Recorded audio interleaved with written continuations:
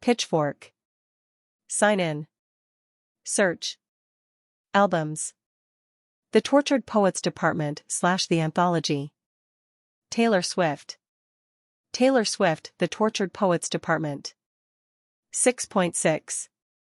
1 of 2, The Tortured Poets Department Republic 2024. By Olivia Horn. Genre, pop/R&B. Reviewed, April 22, 2024. In standard and extended editions, Taylor Swift's 11th studio album races to fill the gap between her intimate songwriting and her increasingly outsized persona. It's unruly, unedited, and even a little tortured. Taylor Swift's music was once much bigger than her. A born storyteller, she gathered up the emotional ephemera of her life and molded it into indelible songs about herself, but also about young women, about their sorrow, their desire, their wit and will. She was the girl next door with the platinum pen, her feelings worth hearing about not simply because they existed but because she turned them into art. Trending now. Kurt Vile explains how he builds his songs. Those days are gone. Swift, pumped up to mythical proportions by discursive oxygen, is bigger than her body of work, no knock against her body of work. She is her own pantheon, a tragic hero and a vindicated villain, an inadvertent antitrust crusader and a one-woman stimulus package, an alleged climate criminal and fixer, the person of the year of the girl. Over the past 13 months, she strapped on her spangled bodysuit and performed a Herculean feat 3 nights a week on the highest-grossing tour of all time, earning her vaunted billion-dollar valuation. Her musical achievements are remarkable. But nobody makes $1 billion from music alone. The Tortured Poets Department, Swift's 11th studio album, senses that widening gap between Taylor Swift the artist and Taylor Swift the phenomenon, and wants to fill it with a fire hose of material. The burden of expectation is substantial. This is Swift's first body of new work since the end of a years-long relationship and a pair of high-profile, whirlwind romances, one of which, with the 1975's Maddie Healy, appears to have provided much of the inspiration here. Fans came to Tortured Poets seeking emotional catharsis, or at least the salacious details.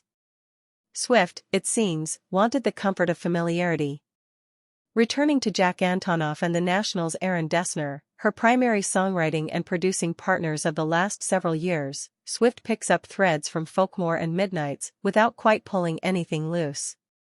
Tortured Poets Extended Anthology Edition runs over 2 hours, and even in the abridged version, its sense of sprawl creeps down to the song level, where Swift's writing is, at best, playfully unbridled and, at worst, conspicuously wanting for an editor.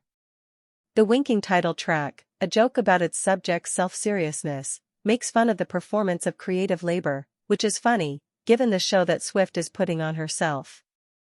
She piles the metaphors on thick, throws stuff at the wall even after something has stuck, picks up the things that didn't stick and uses them anyway.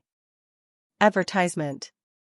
That's why we end up in Florida, for no apparent reason, why the dirge so long, London names 5 different causes of death, why my boy only breaks his favorite toys is allowed to work a schoolyard premise until it cracks. But unruliness also produces the wild wonder of But Daddy I Love Him, a spiritual descendant of Love Story where the protagonists are knocking down castle walls instead of stealing glances in the ballroom. Dessner's propulsive string arrangement and Swift's narrative marks keep the song moving even as it stretches towards 6 minutes, reaching flights of fantasy unlike anything else on this album. Swift is nimble here, heel-turning and cackling through the chorus, I'm having his baby, / no I'm not, but you should see your faces.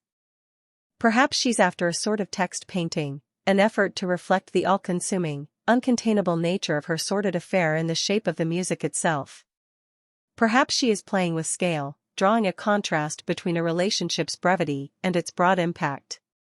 Fortnight, a lethargic, druggy opener with an oozing Post Malone feature, sets up both the timeline and the stakes, I love you / it's ruining my life / I touched you for only a fortnight. From there, Swift assembles, song by song, an exquisite corpse of a love interest, a tattooed golden retriever who smokes like a chimney and plays with guns and makes her feel like a kid again and could maybe, possibly, father kids of her own. He is alluring and unreliable. He has a terrible reputation. He is the conduit through which Swift returns to many of the themes that have defined her 2020s output: marriage and commitment, the currency of youth, the cruelty of public opinion.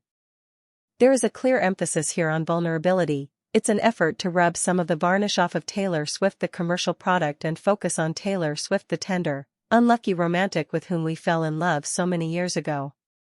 No matter her stature, Swift can still reach the every woman. She is versed in memspeak, down bad works because of the juxtaposition between its banal hook and its description of cosmic love. The corporate girlies will go feral for "I cry a lot, but I am so productive, I can do it with a broken heart." I can even get on board with the outlaw machinations of "I can fix him, no really I can," if mostly for the lyrical backflip of its chorus. They shook their heads saying, "God help her when I told him he's my man, / but your good Lord didn't need to lift a finger, / I can fix him, no really I can." Advertisement. Swift would have us believe that this album represents an unprecedented level of access to her inner life, an exorcism of her true feelings about a relationship whose general outline is widely recognizable. "I've never had an album where I needed songwriting more than I needed it on Tortured Poets," she told an audience in Melbourne ahead of the release. Remember, though, that she has been using songs to litigate her private affairs with public figures since her breakup with Joe Jonas in 2008. What's changed is not the intimate writing, it's the appetite for the minutiae of Swift's life, and the sheer quantity of material she's feeding it with. Clues and keywords that might once have been left for the liner notes are littered throughout the lyrics. If you know, you know. If you don't, please choose from any of the hundreds of explainers. It's not Swift's fault that we're so obsessed with her, but this album gives the impression that she can't quite hear herself over the roar of the crowd. Tearjerkers like "So Long," "London," and "Lommel" fall short when every lyric carries equal weight. There's no hierarchy of tragic detail. These songs fail to distill an overarching emotional truth, tending to smother rather than sting. It would help if Swift were exploring new musical ideas, but she is largely retreading old territory, unsurprising, perhaps, given that the last 3 years of her life have been consumed by re-recording her old albums and touring her past selves. The new music is colored in familiar shades of Antonoff, sparse drum programming, twinkly synths, and Dessner, suppler, more strings. Songs sound like other songs. I Can Do It With a Broken Heart like Midnight's Mastermind, the intro of "So Long," London like that of Folklore's "My Tears Ricochet." Her melodies feel staid, like they are made to fit the music, rather than the other way around. Also familiar are Swift's tortured ideas about her own public image. The morbidly sexy Antonoff joint "Guilty as Sin" has her drowning in the Blue Nile, borrowing the backbeat of "The Downtown Lights," and comparing herself to Jesus, crucified for her trysts. On "Who's Afraid of Little Old Me," the imagery is convoluted. Swift is both a defanged circus animal and a witch who put narcotics into all of her songs. The Swift of "I Can Do It With a Broken Heart" is more fun but still creepy, a glittering zombie under stage lights, smiling as she rots away inside.